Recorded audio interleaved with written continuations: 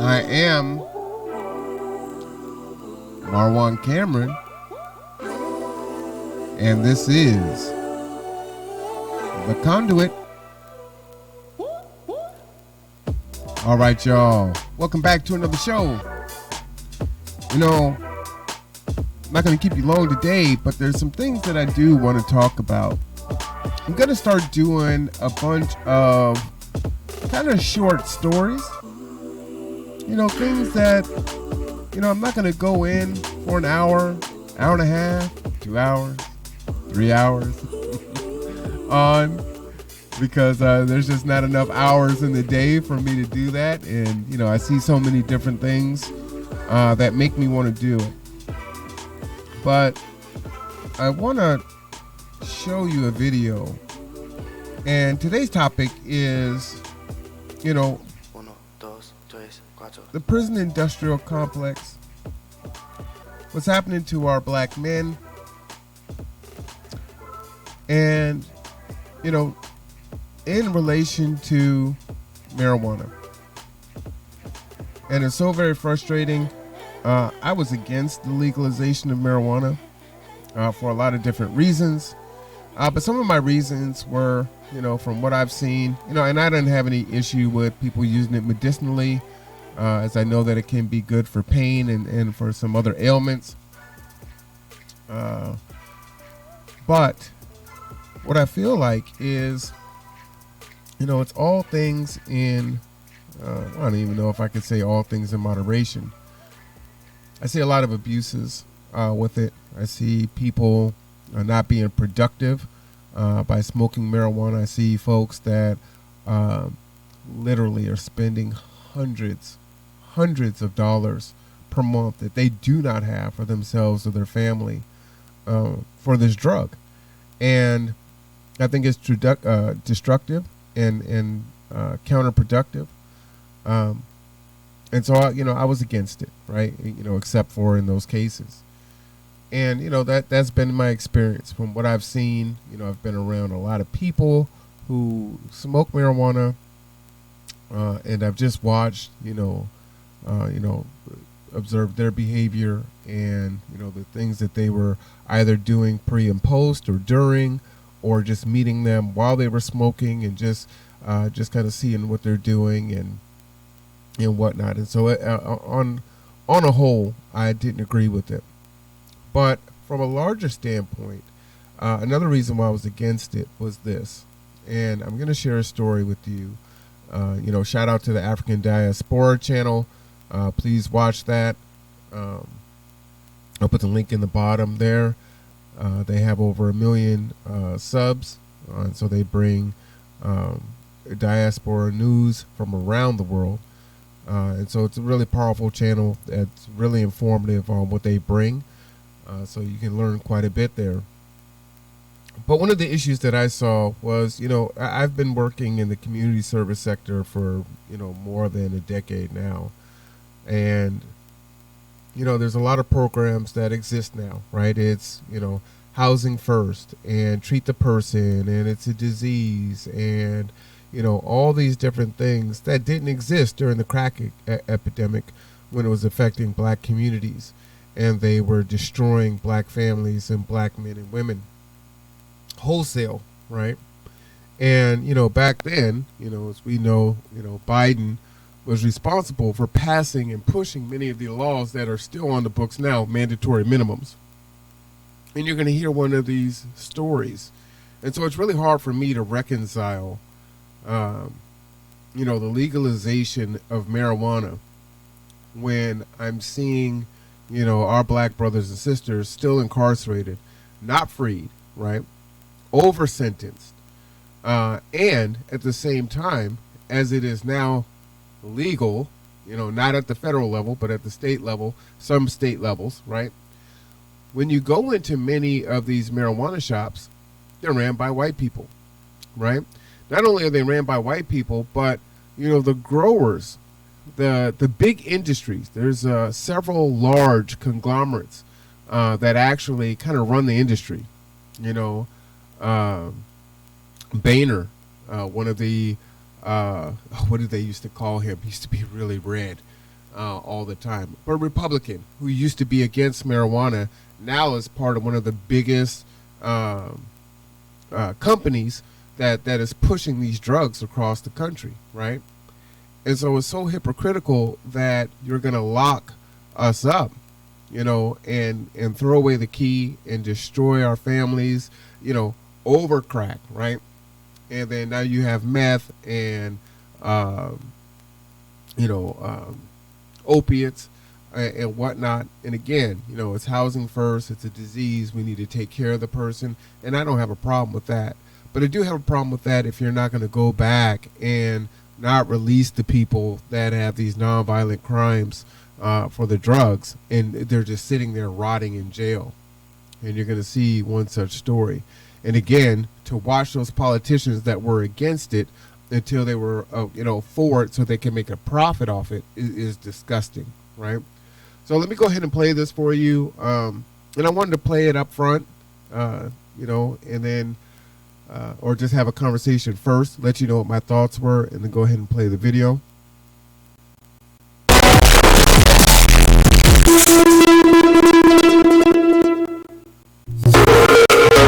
Hey brothers, I want to tell you about a website called blackmenszone.com. Now, Black Men's Zone is a site that specifically targets. Hello everyone, it's me, Demetra K of the Demetra K Show here on YouTube, and a proud contributor of the African Diaspora News Channel and the African Diaspora News Insider. If you could please do me a favor and subscribe to all channels and like this video, I would greatly appreciate it. So, a man in Mississippi by the name of Alan Russell, he's actually an inmate, has learned that his appeal has been denied. Now, he appealed his 2019 conviction of possessing marijuana to the tune of 30 grams or more. There in Mississippi, you can be fined or charged 3 years or a $3,000 fine. So that's the maximum if you are found to be in possession of 30 to 250 grams of marijuana. Now, he was sentenced to life in prison for that charge. Now, he was sentenced behind being a habitual offender. Now, in 2004, he was sentenced to about 10 years or so for a home burglary, and then in 2015, he was found to be in possession of a gun. And if you have a felony and all of that, a lot of states you cannot possess a firearm. So that is why in 2019 he was sentenced to life. Now, a lot of people are saying that is considered cruel and unusual punishment, and it is, because we know now, especially in a lot of states, marijuana is legal, and purchasing 30 grams of marijuana is legal in a lot of states. So, let me stop there. This conversation really is centered around the legalization of marijuana, or the decriminalization of marijuana. And the fact that he is getting a life sentence. He did a burglary, right? He did 10 years. He gets out. He has a gun. Now it's been 10 years. And again, we know how our justice system works, right? There are a lot of folks that are able to get their gun rights back, right? Their Second Amendment rights. The jail or the prison system was designed to rehabilitate, right? And we haven't exactly been doing that. We just overcharge people. We give them 4 and 5 charges, and then we go ahead and throw a few out. And they say, hey, go ahead and plead to this, and this is all you're looking at. And so oftentimes people go ahead and take that plea because, well, they got a public pretender, and if they don't, and they take it to trial and they lose, they throw the book at them. And so that's why more than 90% of all cases just go to a plea deal, right? And so should he have lost his gun rights because he did a burglary? Yeah, I think that's fine. But if he served his time, right, and he's out and he's doing his thing, right? We talk about, needing to protect yourself, right? We don't know what the circumstances are on why he had the gun, where he was living, or what the case may be. But we know what the plight is for many people that get out of prison that don't have resources, that are, one, they're poor. By the time they come out in 10 years, they may not have family, friends, or a support system, and they're likely released back into the same element that they were, you know, that they were in before they left because they had probation or something that they need to do. So we don't know what that situation is. And it's really easy for us to say that, hey, you know what, you shouldn't have had a gun. And yeah, maybe he shouldn't have. But at the same time, you got to protect yourself. These are dangerous times. And we know that in many cities around here in this country, it is tremendously dangerous. And so you've got to be able to protect yourself. So we don't know what the situation is. But again, so he goes to prison again, right? And you get these points, right, that keep hitting you every time you get arrested again, and you do more and more time. Well, this third time, you've got the marijuana, and now he's doing life in prison. Well, as she was saying, right, many of the states have legalized marijuana, and yet he is doing a life sentence for this third charge. But a lot of judges' hands are tied because of the mandatory minimums that were put in place. And you guys remember Joe Biden, he said he is the author of every major and minor crime bill since 1976. And so a lot of judges' hands are tied, and they have to administer these mandatory minimums. And this is why there was no way that I was going to vote for Joe Biden, right? We're so, to me, forgetful as a people, and very forgiving when, you know, that has done so much to destroy the black community. Joe Biden, 47 years in office, passing laws. And if you listen to any of the footage, which a lot of it played, right, that was, you know, compared to, you know, Trump, and, you know, it was like, oh, we've got to get Trump out of office at all costs. And so what I would say is, you know, does it look any different? Did the police killings slow down? Did they stop? Did the racism in schools decrease? Has the discrimination stopped? We had the year of the Karen in the 20s, in 2020, right? And then what happened in 2021? $50 million, you know, for the AAPI community, for Asian, you know, against Asian hate, but nothing for the black community. So there's no way that I was going to vote for Joe Biden knowing his history and his track record. Even if you're saying you're comparing that with Trump and, oh, you just can't have another 4 years of Trump. Doesn't seem any better to me.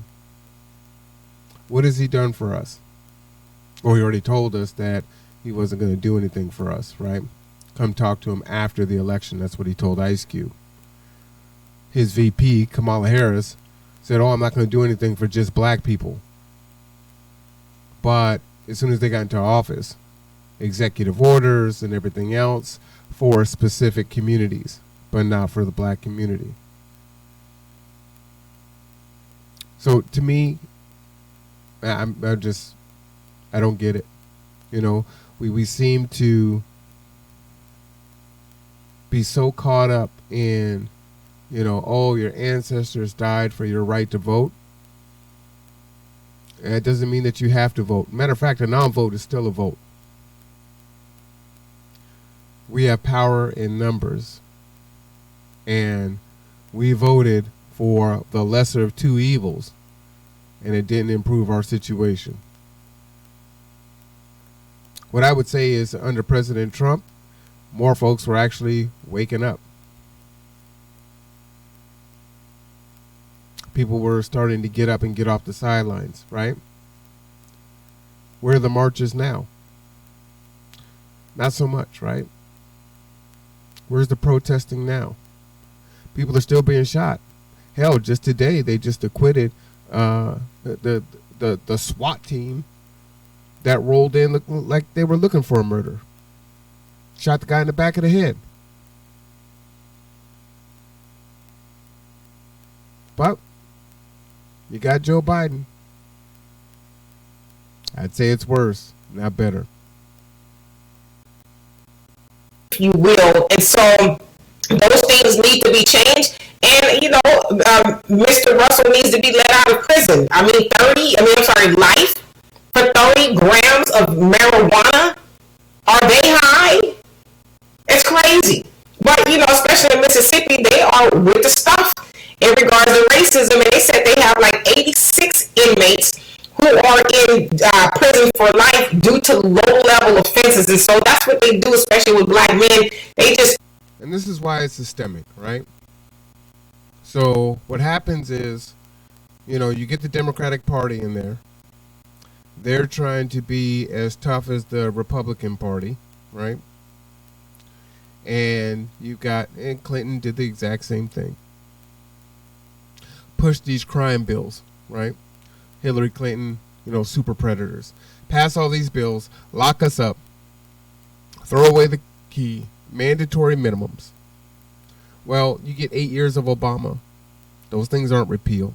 We're still rotting away. We're still rotting away. Families destroyed. Communities destroyed. Wealth destroyed.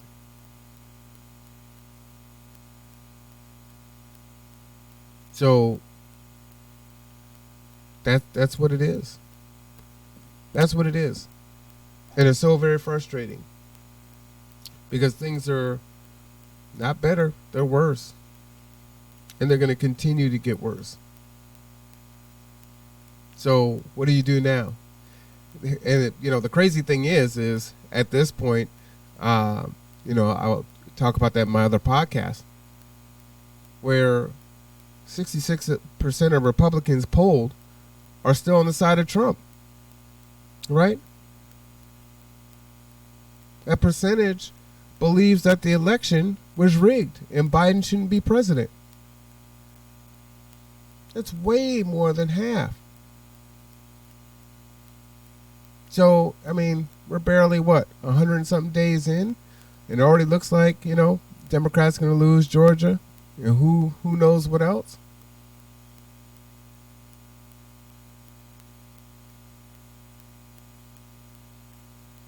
Keep doing the same thing. Linus and Charlie Brown, Democrats keep holding that football out. And when we go to kick it, they pull it away. And the lesser of two evils things has got to stop. Has got to stop. And so when you think about systemic white supremacy and racism and how these structures are set up, right? The judges are in place. The Democrats put in mandatory minimums. As things are legalized, what happens? Crack, you go to prison. You get a life sentence. Meth, opiates, you get health care, treatment, deferred sentences. Do they let us out of jail? No. 86 other people, she said, at the time of this report, are going through the exact same thing. So now the judges, their hands are tied because of the laws that the Democrats have passed years past. But that's not on, the discussion to repeal that or to make those changes, right? But we're supposed to vote for them because they're going to do something for us. Well, what do they say? Well, the Republicans aren't going to do anything for you. Okay. But you're going to tell us that you're going to and then not? That's worse. Don't shake my hand and stab me in the back. Just look me in the face with the knife. Or we just keep going for it. So how do you break down? How do you dismantle it? Because we keep voting for the same thing over and over again and getting the same result. Isn't that the definition of insanity?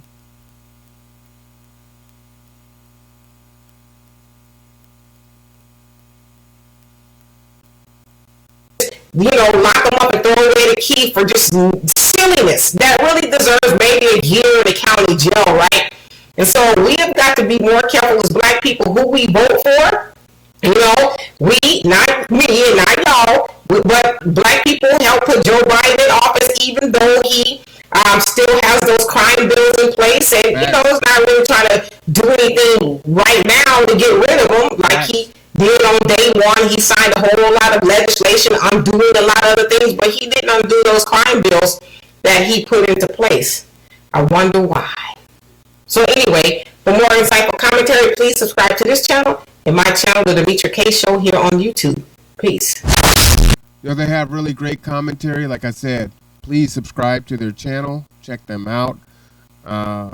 They bring a lot of news that would not make it to mainstream news. So, you know, I really appreciate that. Them doing that work. They are a large channel. They actually have, you know, more views than some of the mainstream shows that, you know, also try to exist on YouTube. So pretty powerful. Anyway, like I said, I want to, you know, try to have these discussions and bring you some of this information that you may not be privy to, right? And again, you know, we've got, you know, less than 2 years, right? People are already getting ready for the midterm elections, right? And you can see, you know, the Republicans are working hard to, you know, to suppress the vote. And so what are you going to do about it, right? Are you going to jump out there and stump hard for the Democrats to continue to do the exact same thing, or are you going to do something different?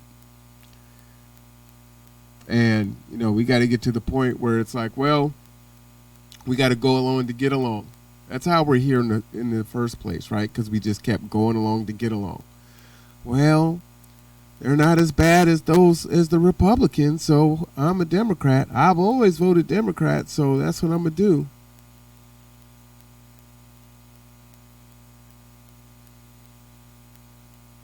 Just saying. Just saying. Now, soon your vote, you know, really won't matter anyway. I mean, it's all symbolic at this point to me. Like I said, you know, you got Trump out of office. You know, that's what you wanted. And not really seeing how things got better. I mean, you could say that they could have gotten worse. But it's not great. You know, we can say change gonna come, but we've been saying that for a very long time. So it's time to do something else. It's time to try something else. So whether that's a third party, whether that's, you know, starting to actually run and hold people accountable for those that do run, whether they run as a independent, as a Democrat, as a Republican, it doesn't matter, right? Hold them accountable for your vote. Hold them accountable for your vote. And we're just not doing that, right?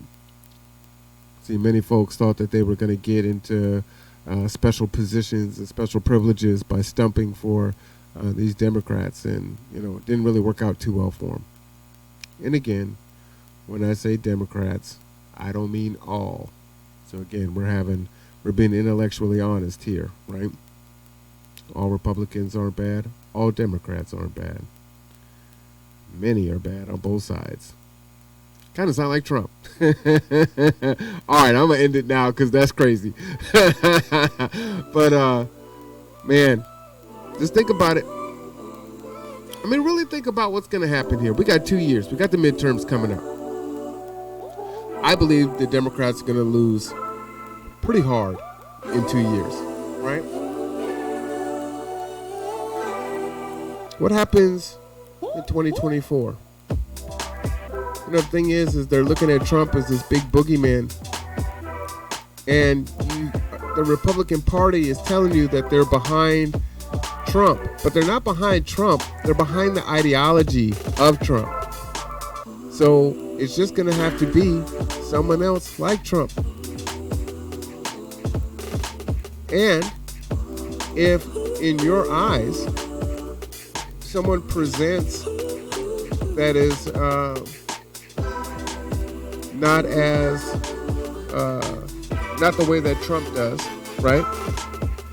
Then that will allow other Republicans that were kind of trying to diverge from Trump to go ahead and vote for Trump. And probably some of the Democrats that shifted from Trump to go back to the Republican Party with the same ideology. So if that's what you think, right? Or if you don't think that's going to happen, then you're in for a rude awakening. Because if Trump had just did one or two things different, he would still be the president. With everything that happened in 4 years, if he had just handled COVID just slightly different, he still would have been president. So if you have someone that seems less unhinged to the people that didn't vote for Trump, but still has those same views, still is going to stack the Supreme Court, still pass the laws, still support all the things that they support that you're against, then what you going to do? Might not be 4 years, might be 8. You already lost Supreme Court justices. You already lost so many federal judges. Lifetime appointments for a generation. And it's like you don't learn your lesson, Democrats. Well, I am Marwan Cameron. This is The Conduit, and I will see you next time.